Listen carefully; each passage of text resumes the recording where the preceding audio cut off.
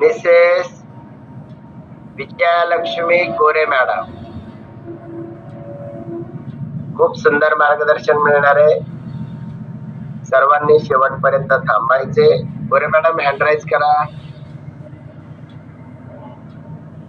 Okay, yes, रुको आपको yes, चलो कंटिन्यू.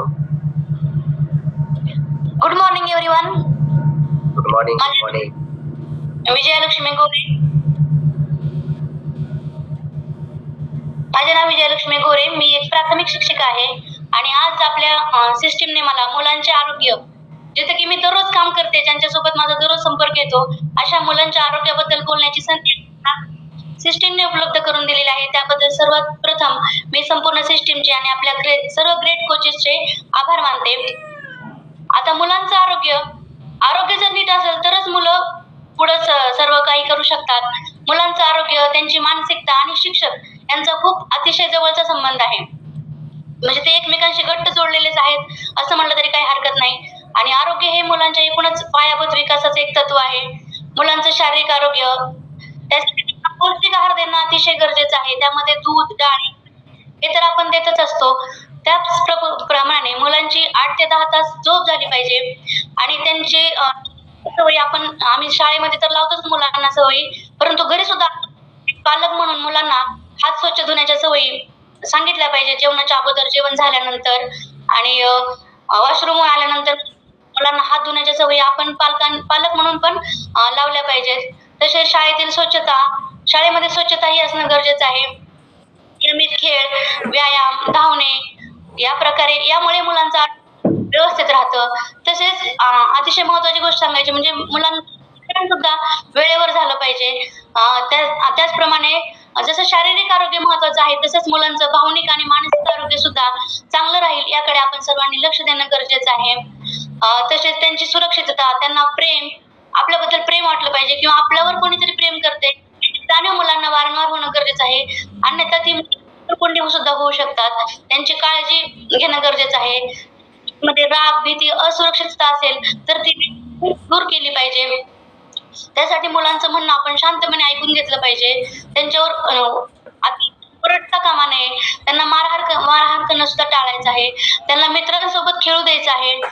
आणि लहान मूल हे कसं मातीसारखं असतं, त्याला आपण जसा आकार देऊ तसं ते घडत असतं.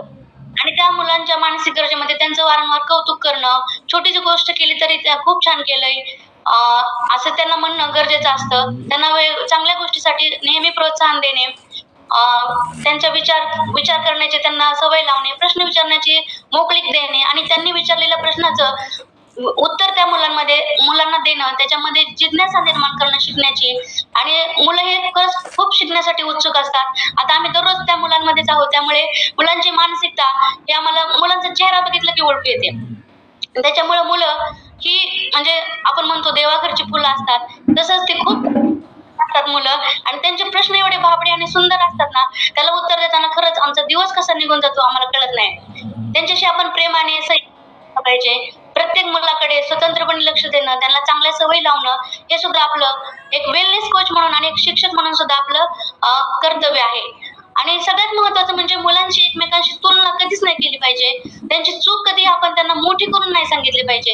एक थोडक्यात त्याची चूक त्याला समजेल अशा भाषेमध्ये आणि ती दुरुस्त होईल अशा पद्धतीने आपण त्याला सांगितले पाहिजे. त्यामुळे आपण त्याला जी शिकण्याची क्षमता त्याच्यामध्ये शिकण्याची क्षमता कधी तयार होईल तर त्याचं जेव्हा आरोग्य व्यवस्थित असेल त्यामध्ये शिकण्याची क्षमता निर्माण होईल, त्याचा आत्मविश्वास वाढेल आणि त्याची सकारात्मकता सुद्धा वाढेल.